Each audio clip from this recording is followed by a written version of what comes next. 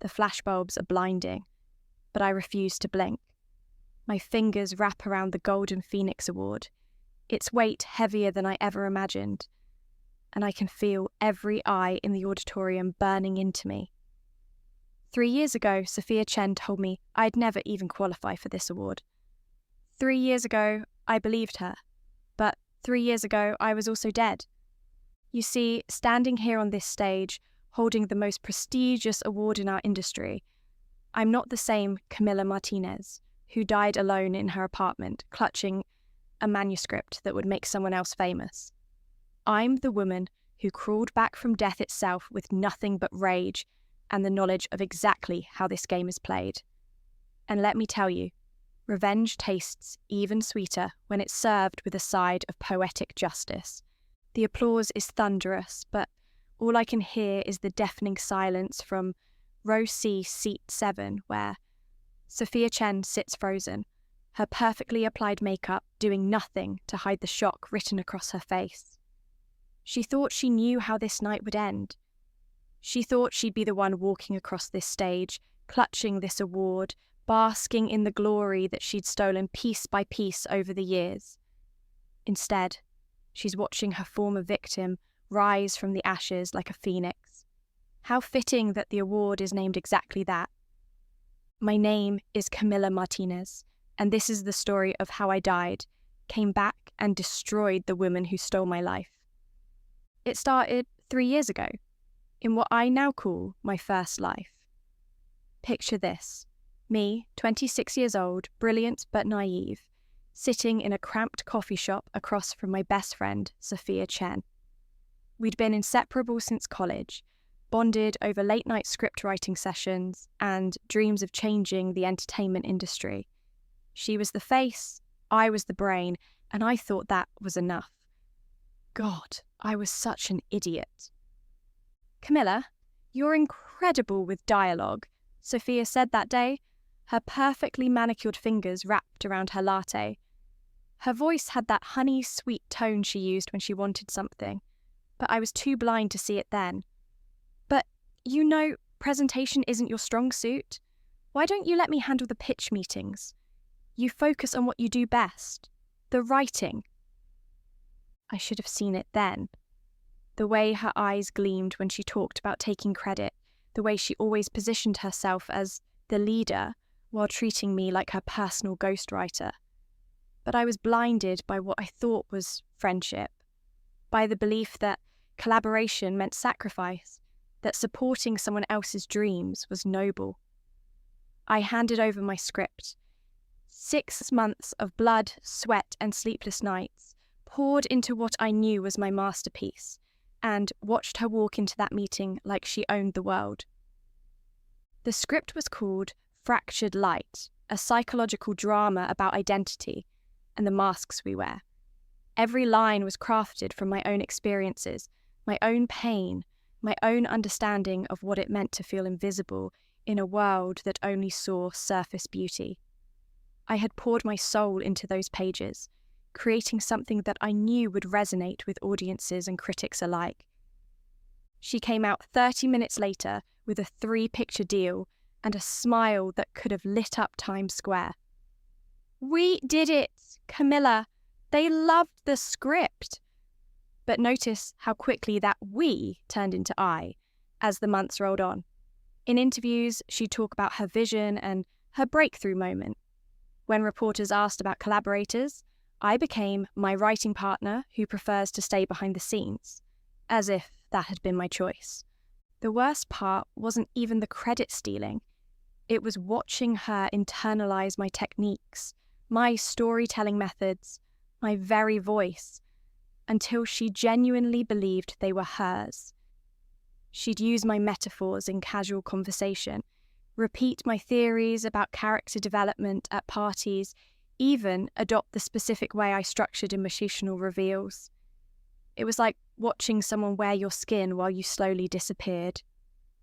For 2 years, I watched her rise like a rocket while I remained firmly planted in the shadows. Every award ceremony, every interview, every magazine cover, there she was, radiant and confident, accepting praise for work that came from my soul. And me? I was the loyal best friend, the supportive writing partner, the woman who smiled and clapped while my dreams walked across red carpets in someone else's body. But it wasn't just the public recognition that destroyed me. It was the private moments, the way she'd call me at 2 a.m. when she was stuck on a project, expecting me to solve her creative problems, then present my solutions as her own breakthroughs the next day. The way she'd invite me to industry parties as her +1, then spend the entire evening networking while I stood alone by the appetizer table, watching her charm executives with stories about her creative process. I remember one particularly brutal evening at the Writers Guild Gala. Sophia was nominated for Best Original Screenplay for Fractured Light, my script that had launched her career. I watched from the cheap seats as she glided across the stage in a custom gown that cost more than my monthly rent. Her acceptance speech was flawless, talking about the personal journey that led her to write such a deeply emotional story. Personal journey. She talked about drawing from her own experiences with identity and invisibility, themes that came directly from late-night conversations where I'd poured out my heart to her about feeling like a ghost in my own life. She had taken not just my work, but my pain, my vulnerability, my most private struggles, and packaged them as her own artistic truth. That night, as I sat in the auditorium applauding her victory, something crystallized inside me. I wasn't just watching her accept an award. I was watching her live my life better than I ever could. She had taken my work and elevated it with her confidence, her connections, her natural charisma. In some twisted way, she was proving that talent alone wasn't enough. You needed the killer instinct, the willingness to take what you wanted, the understanding that friendship was just another transaction. The breaking point came when she won the Silver Star Award for Innovative Narrative Structure, using a technique I'd developed during my graduate thesis. I was sitting in the audience, watching her give her acceptance speech, and she actually had the audacity to thank me as her inspiration and sounding board. Inspiration. Like I was her pet canary, singing pretty songs for her to steal. But even that wasn't the final straw. No, what finally broke me was what happened backstage after the ceremony. I went to congratulate her, genuinely happy despite everything, because some pathetic part of me still believed in our friendship. I found her in the green room, surrounded by industry heavyweights, and when she saw me approaching, I caught something in her expression. A flash of annoyance quickly masked by her public smile. "Camilla, my dear friend," she announced to the room, pulling me into a hug that felt like a performance. "Everyone, this is Camilla Martinez, my incredibly talented writing partner.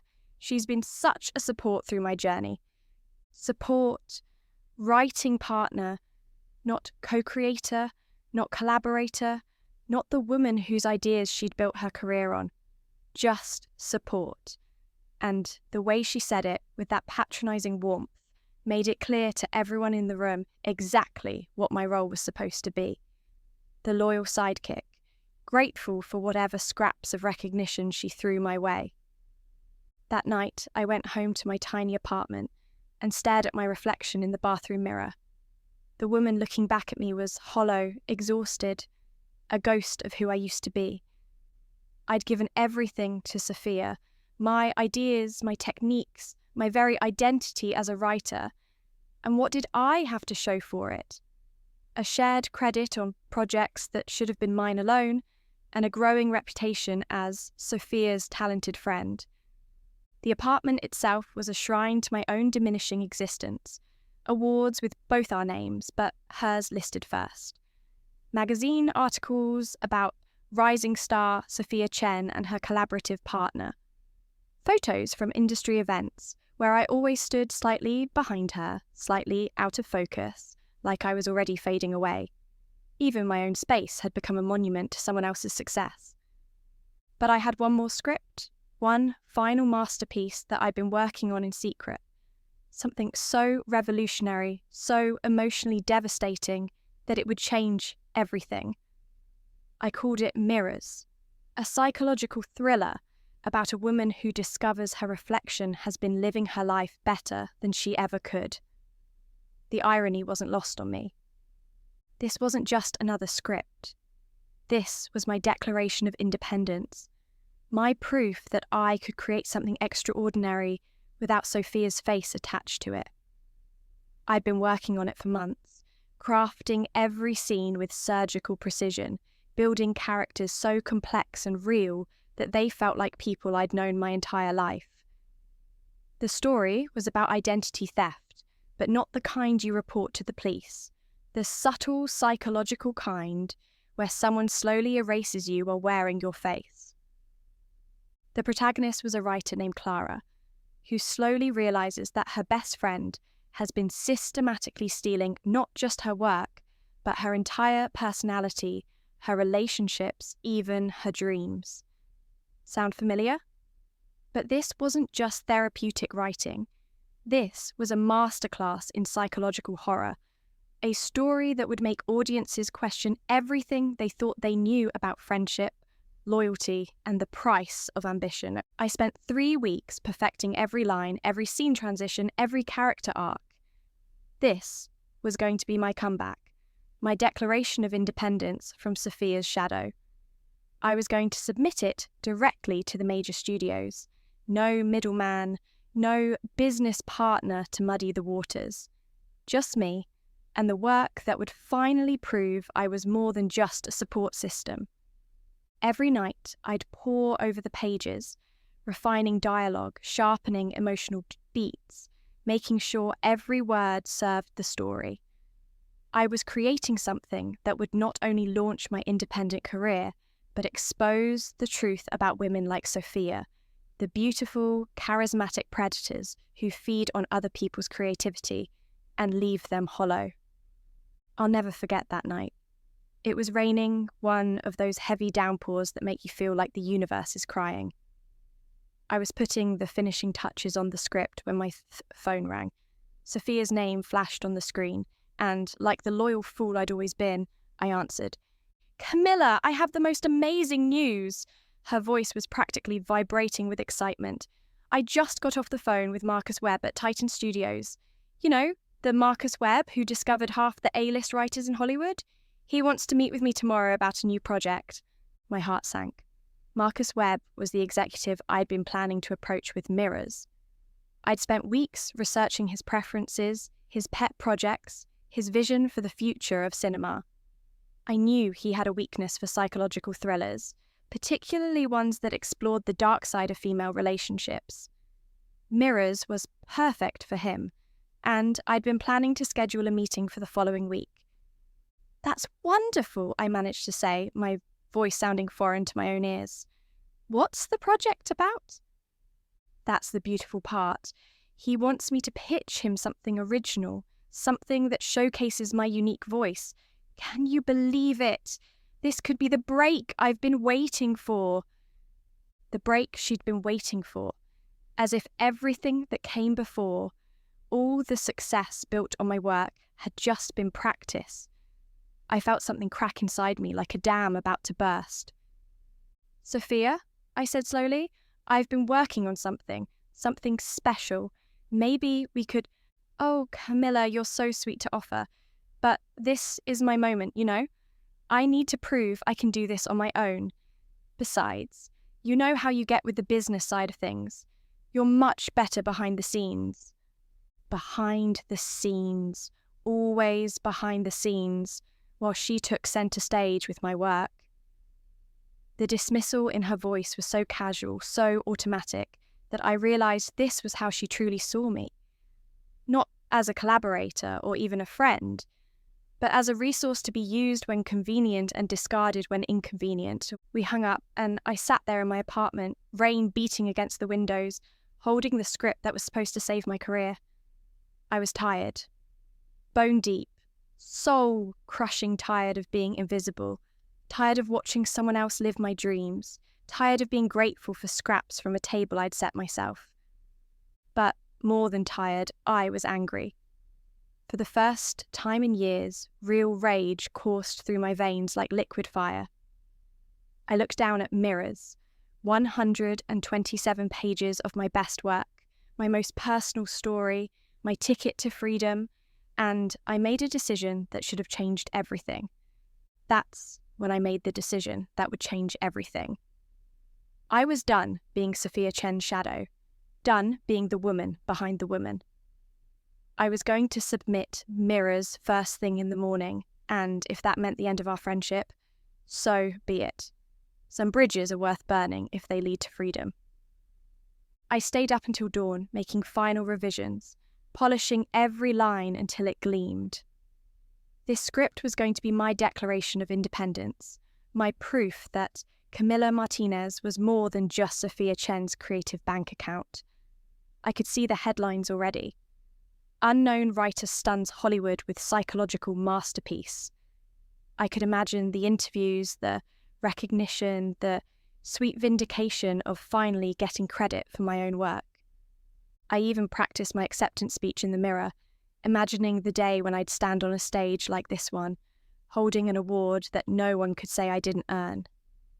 This is for everyone who's ever been invisible, I whispered to my reflection.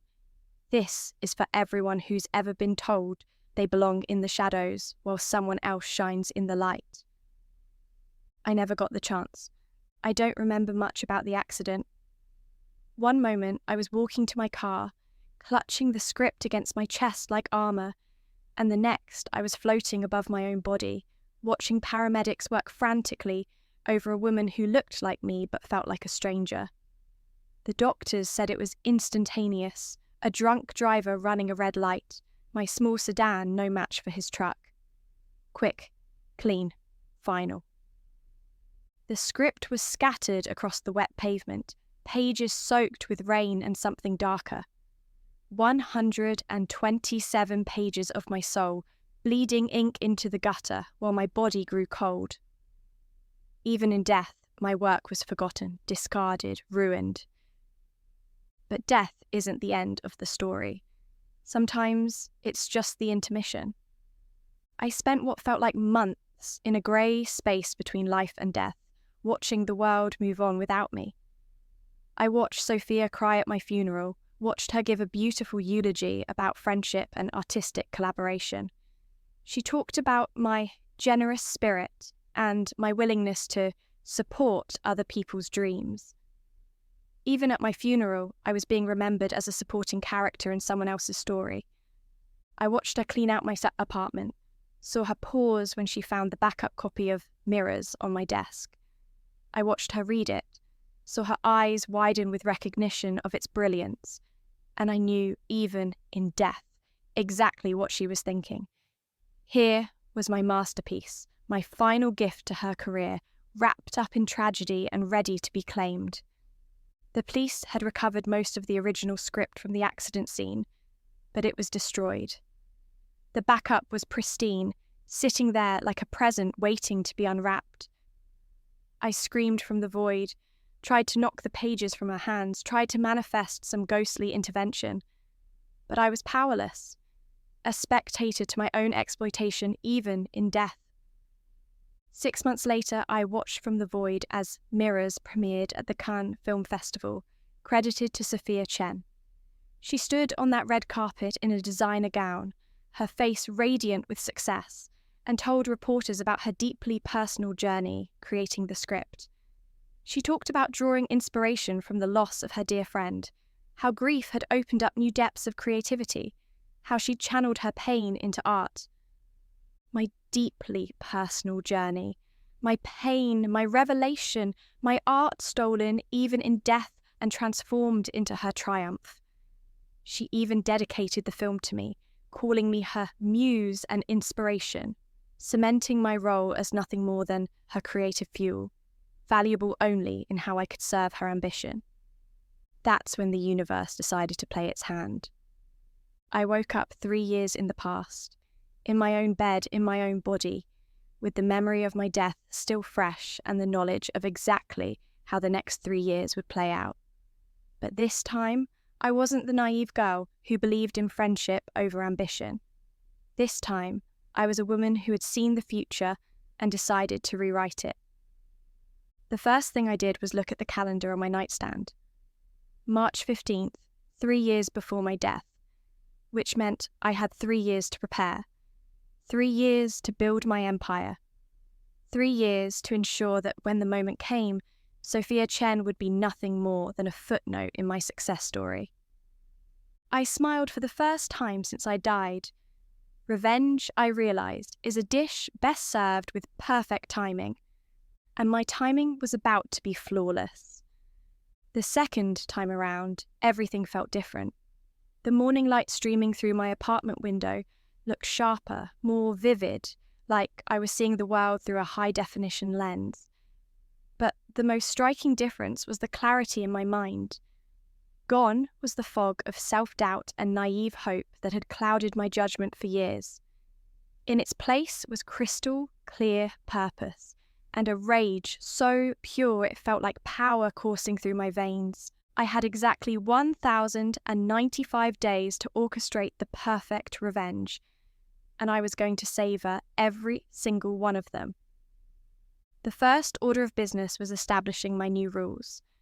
No more collaboration, no more sharing credit, no more being the generous friend who handed over her brilliance like free samples at a grocery store.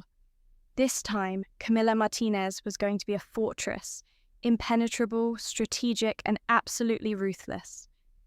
I started by creating multiple pen names, each with its own carefully crafted backstory and writing style. There was Elena Vasquez, who specialised in dark psychological thrillers, Marcus Stone, who wrote gritty crime dramas, and my personal favourite, Catherine Vale, whose emotional family dramas made executives weep during pitch meetings. Each identity had its own email account, its own representation, its own growing portfolio of spec scripts that I'd been quietly submitting to mid-tier production companies. While Sophia was still basking in the success of Fractured Light, my script that had launched her career, I was building an empire in the shadows. Every technique she thought she was learning from me, I had already evolved beyond. Every story structure she believed she understood, I had deconstructed and rebuilt into something more sophisticated. The beautiful irony was that she had no idea. To her, I was still the same supportive Camilla, still eager to help, still grateful for whatever scraps of recognition she threw my way. I played the role perfectly, showing up to her celebration parties with a bright smile and genuine seeming enthusiasm. I even helped her prepare for interviews, feeding her talking points about her creative process while secretly laughing at how she stumbled over concepts she'd never actually developed. 3 months into my second life, Elena Vasquez sold her first script to Meridian Pictures. It was a psychological thriller about corporate espionage that I had written in 2 weeks, something dark and twisted that showcased a completely different side of my abilities. The sale made industry news. Unknown writer commands 6-figure deal for debut script. And I watched Sophia read the article with a mixture of professional interest and barely concealed envy. "Did you see this?" she asked, waving her phone at me during one of our coffee meetings. "Some nobody just got a massive deal for her first script. God, I hate how random this business can be. Talent doesn't always rise to the top, you know." I nodded sympathetically while internally celebrating. If only she knew that the nobody was sitting right across from her, sipping a latte and planning her downfall. But selling scripts under fake names was just the foundation. The real genius of my plan was much more complex. I knew every move Sophia was going to make because I'd lived through them before. I knew she'd pitch mirrors to Marcus Webb in 6 months. I knew she'd win the Silver Star Award in 18 months. I knew exactly when she'd betray me, how she'd steal my work, and what lies she'd tell to justify it. This time, I was going to be 3 steps ahead of every single move. The first major test came when she started struggling with her follow-up to Fractured Light. I remembered this period from my first life, how she'd called me crying, begging for help with a script that wasn't working, how I'd spent countless hours fixing her plot holes and developing her characters, only to watch her present the final product as her solo effort. When she called this time, I was ready. "Camilla, I'm completely stuck," she sobbed into the phone. "The studio wants something that builds on the success of Fractured Light, but everything I write feels flat. I need your help." In my first life, I would have dropped everything to rush to her aid. This time, I took a slow sip of wine and smiled. "Oh, Sophia, I'd love to help, but I'm completely swamped with my own projects right now," I said, my voice dripping with false regret. "You understand, right? Sometimes we need to struggle through these creative blocks on our own. It's how we grow as artists." The silence on the other end of the line was delicious. She wasn't used to me saying no, wasn't prepared for the possibility that her personal creative bank might be temporarily closed for business. "But Camilla," she pressed, "you always—" "I know, I'm sorry, but I have faith in you. You're so talented, I'm sure you'll figure it out." I hung up and immediately opened my laptop.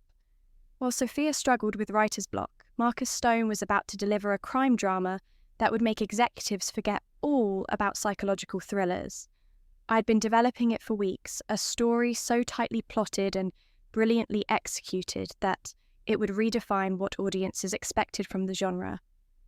The script was called Blood Money, and it was about a financial consultant who discovers her company is laundering money for international criminals. What made it special wasn't just the plot. It was the way I'd structured the reveals, the psychological depth I'd given to every character, the social commentary woven seamlessly into the narrative. It was the kind of script that would launch a franchise and establish its writer as a major player in Hollywood. I submitted it to 3 different studios on the same day. Sophia finally called to tell me she'd figured out her creative block. The irony was that her solution was to completely pivot away from psychological drama and try her hand at action thrillers, a genre she knew nothing about and had no instinct for. 2 weeks later, Blood Money sparked a bidding war that ended with a 7-figure sale to Paramount Pictures.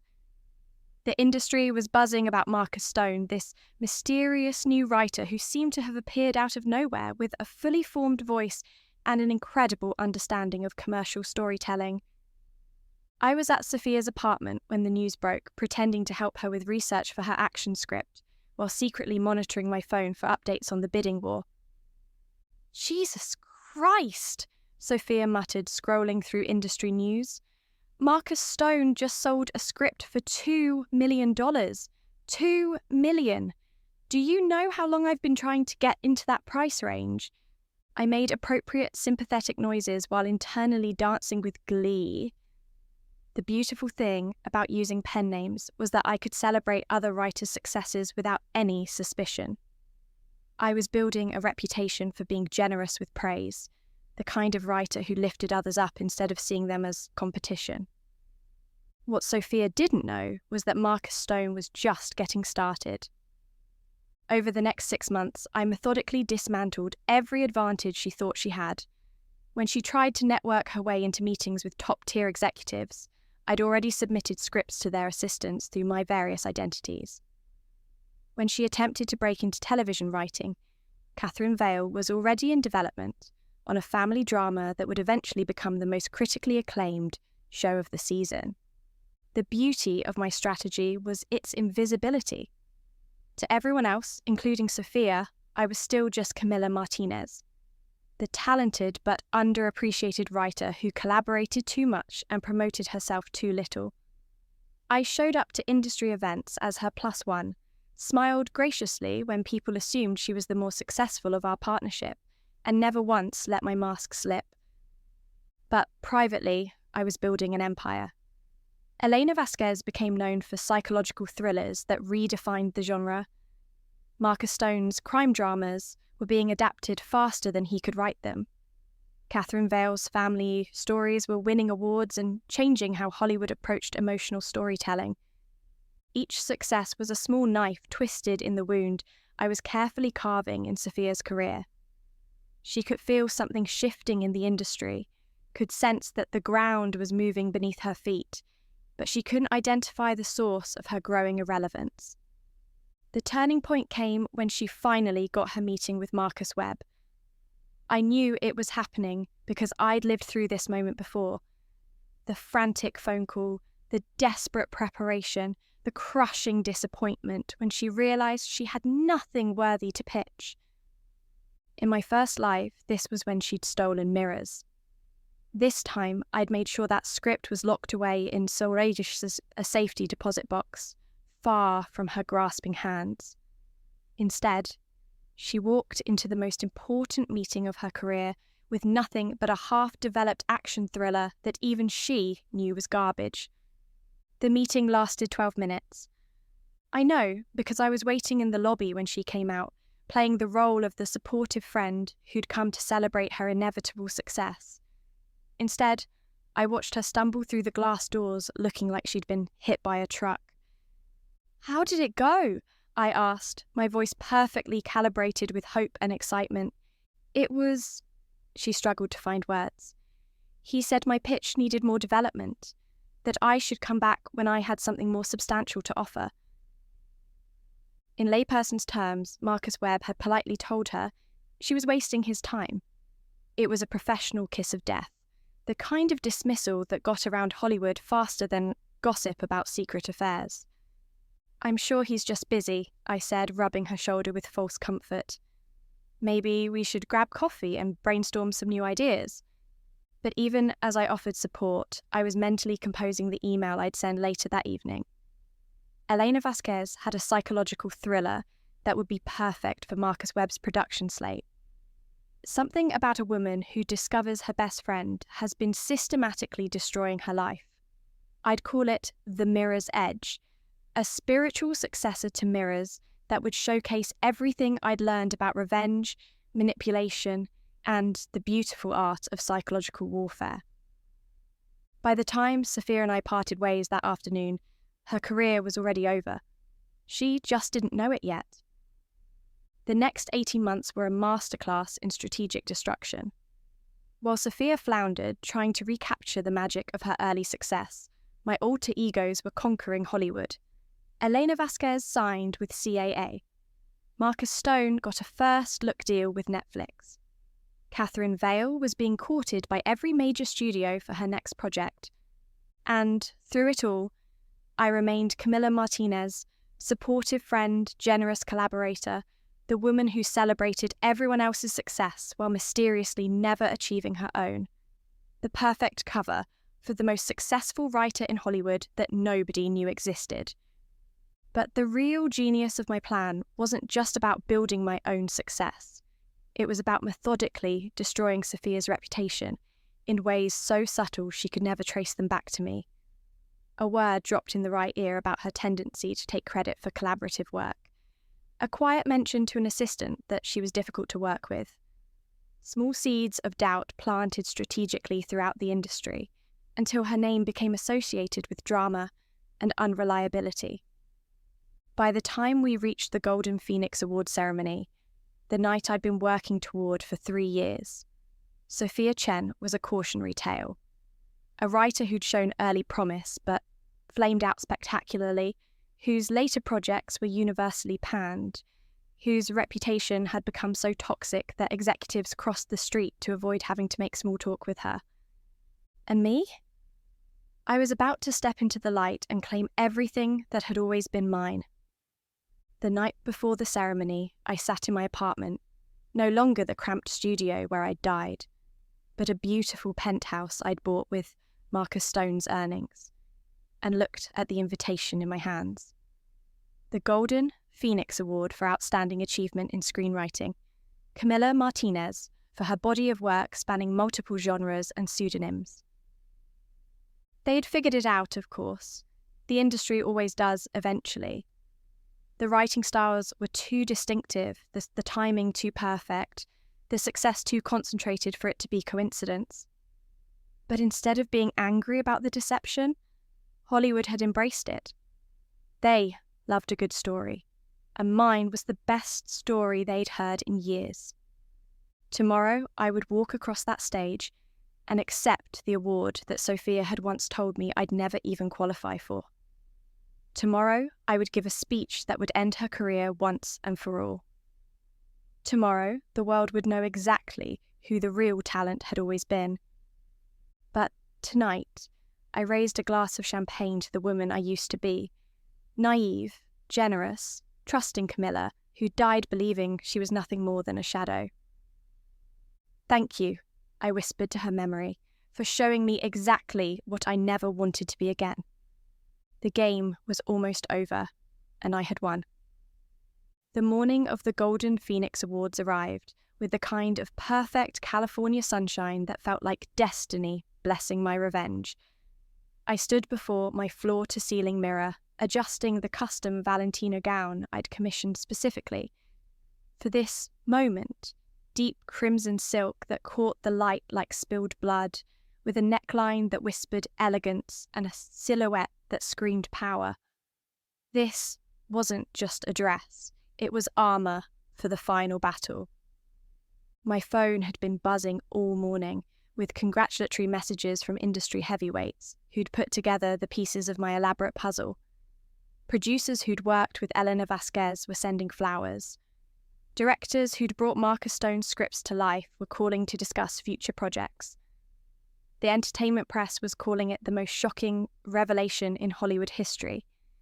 The quiet, unassuming Camilla Martinez had been the creative force behind 3 of the industry's most celebrated pseudonyms. But the most delicious message came from an unknown number. "Camilla, I saw the news. We need to talk." "Sophia." I deleted it without responding. "We talk tonight, in front of 3,000 of our peers and millions of viewers worldwide." She'd have her chance to explain herself then, just like I'd had to explain my irrelevance for years. The limousine ride to the ceremony felt like a victory lap. My publicist, yes, I had a publicist now, along with agents at 3 major agencies fighting to represent me, briefed me on the interview requests flooding in. 60 Minutes wants an exclusive. Vanity Fair is offering a cover story. Netflix is already talking about a limited series based on your life. My life. Finally, someone wanted to tell my story instead of treating me like a footnote in someone else's narrative. The red carpet was a completely different experience when you're the star instead of the +1. Photographers shouted my name, reporters thrust microphones in my face, and for the first time in my adult life, I was the centre of attention instead of standing in someone else's shadow. "Camilla, how does it feel to be nominated for the Golden Phoenix after fooling Hollywood for 3 years? Were you planning this revelation all along, or did circumstances force your hand? What do you say to critics who claim your use of pseudonyms was deceptive?" I smiled with the confidence of a woman who'd literally died and come back to claim her throne. Sometimes the best stories are the ones you have to fight to tell. Tonight isn't about deception. It's about finally getting credit for work that was always mine.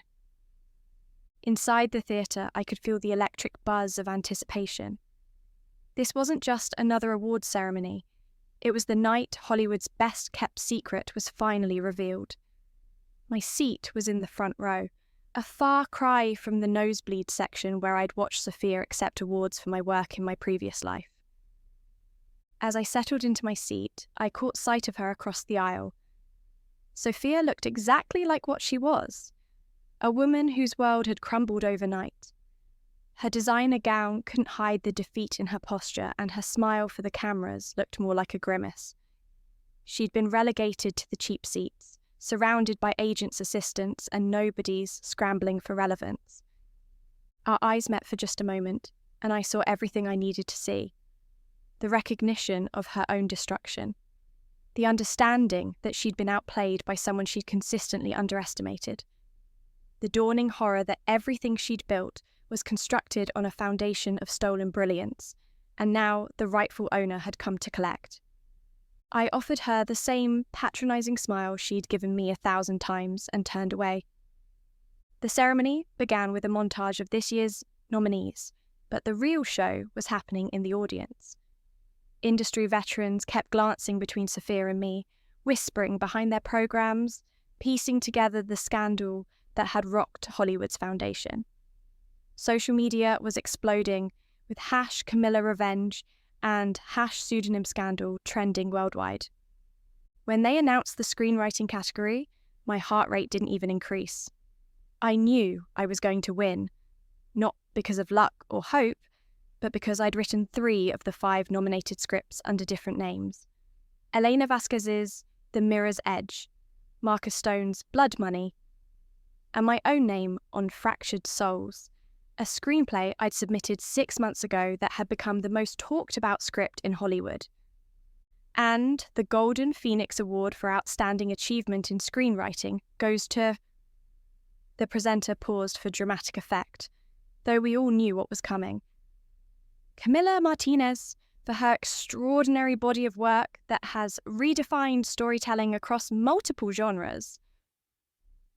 The applause was thunderous, but not as loud as the silence from row C, seat 7. I stood, smoothed my gown, and walked toward the stage with the measured pace of someone who'd always known this moment would come. Each step felt like vindication, each flash of camera light like justice finally being served. At the podium, holding the Golden Phoenix Award, the same award Sophia had told me I'd never even qualify for. I looked out at an audience that included the most powerful people in entertainment, but my eyes found Sophia, sitting frozen in her seat like a woman watching her own execution.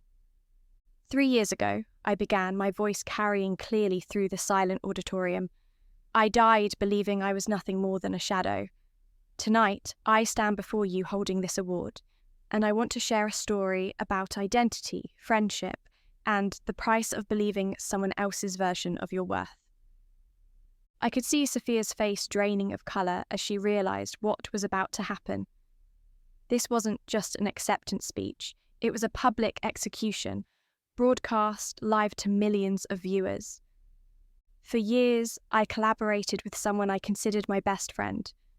I gave her my ideas, my techniques, my voice, believing that friendship meant sacrifice. I watched her accept awards for work that had my fingerprints all over it, convinced myself that being in her shadow was enough. But here's what I learned about friendship. Real friends don't steal your dreams. They don't package your pain as their own artistic journey. They don't erase you while wearing your voice like a costume. The audience was riveted. This was the kind of Hollywood drama that would be dissected for years.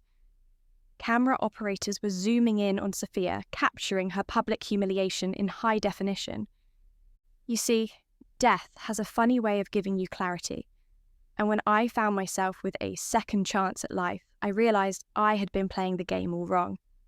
I had been generous where I should have been strategic, trusting where I should have been calculating, collaborative where I should have been competitive. I held up the Golden Phoenix Award, letting it catch the stage lights. This award represents more than recognition for my work. It represents the moment when the shadow finally stepped into the light and claimed everything that was always hers. The applause began before I finished my sentence, building to a standing ovation that seemed to last forever. But I wasn't done yet.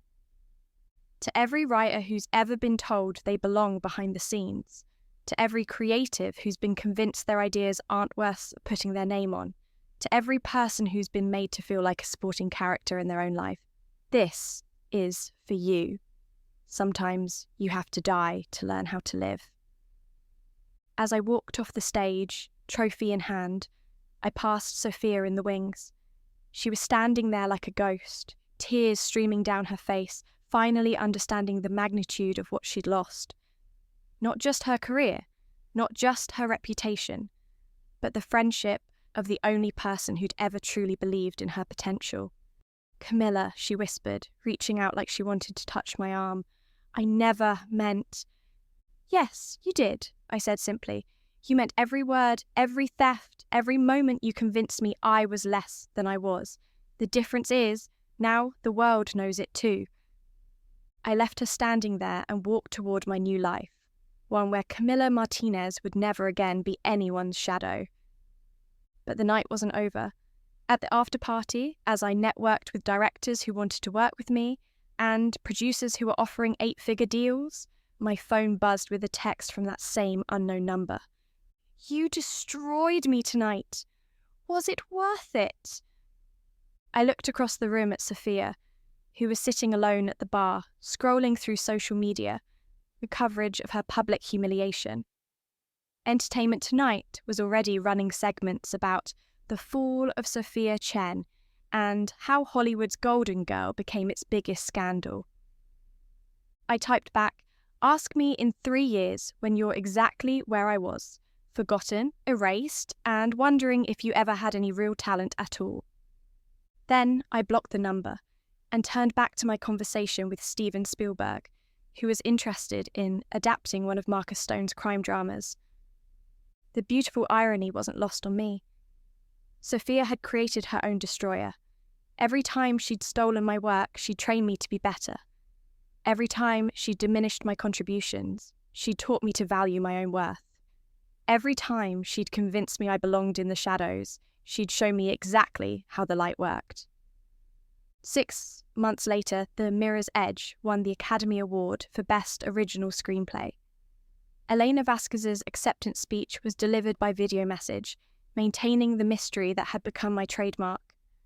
Marcus Stone signed a deal to write and executive produce a crime series for HBO. Catherine Vale's family drama became the most watched limited series in television history. And Sophia Chen. She became exactly what she'd always said I was. A cautionary tale, a has-been, a woman whose brief moment of success was revealed to be built on borrowed brilliance. But here's the thing about revenge. It's not just about destroying your enemy. It's about proving that you were always capable of more than they allowed you to believe. Every award I won, every project I developed, every boundary I shattered was proof that the real talent had always been mine. They said she was the real talent. They said I'd never even qualify for awards like the Golden Phoenix. They said I belonged behind the scenes, in the shadows, supporting someone else's dreams. They were wrong about everything. I am Camilla Martinez. I died, I rose, and I reclaimed a life that was always meant to be mine. And this is just the beginning of my story. Because here's what they don't tell you about phoenixes. We don't just rise from ashes once. We burn brighter every time, and we never, ever forget what it felt like to be reduced to dust. The cameras are still flashing, the awards keep coming, and somewhere in this city there's a woman who thought she could steal my voice, learning exactly what happens when you try to cage a phoenix. The game isn't over, it's just beginning, and I've already won.